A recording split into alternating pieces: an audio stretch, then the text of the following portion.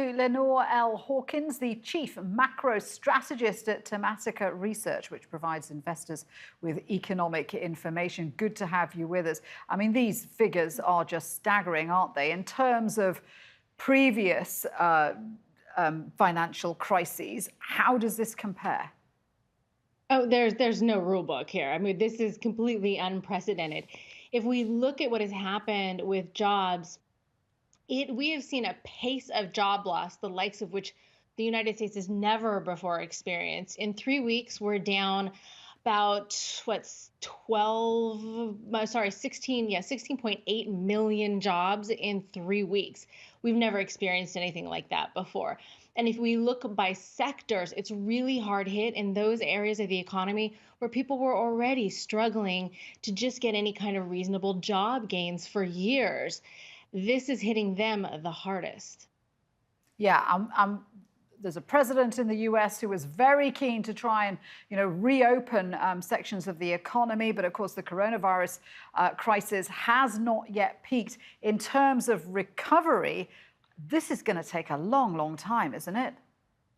I think the market is incredibly underappreciating just how long this is going to take. We've got two factors at work here, really. One, you've got the virus itself. There's no playbook, and there's no way that no nation is not going to make a mistake on the way out of this.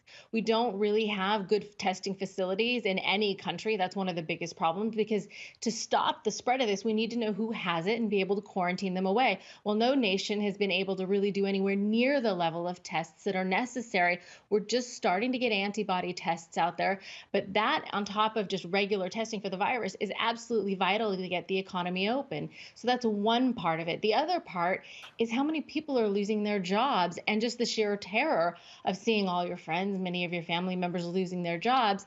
That's going to also restrict people from spending. And the more people are nervous about spending and don't want to go out because they're scared to death of getting sick, or maybe they're just afraid they'll get the virus and then give it to someone that they love, that also reduces spending even more, and that further contracts the economy.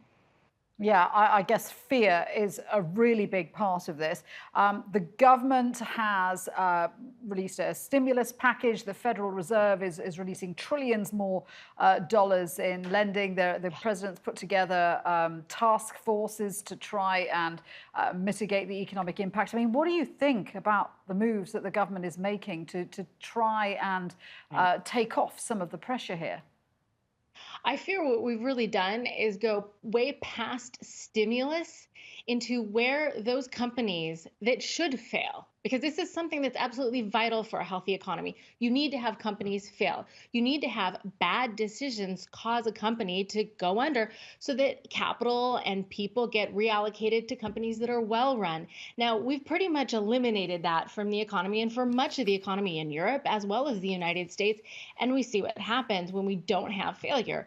You end up where you have a very slow growing economy, because it is actually important for investors to be able to see which companies are well run and which ones aren't. Well, now with this kind of stimulus and what the Fed did today, actually going into high yield, otherwise known as junk bonds, to try and protect those companies who were right on the cusp anyways and now have been downgraded.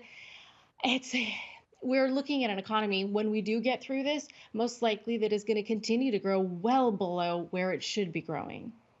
Yeah, a lot of this is uncharted territory, isn't it? Lenore, great to speak with you. Really. Thank you very much indeed for that. Lenore Elle Hawkins there.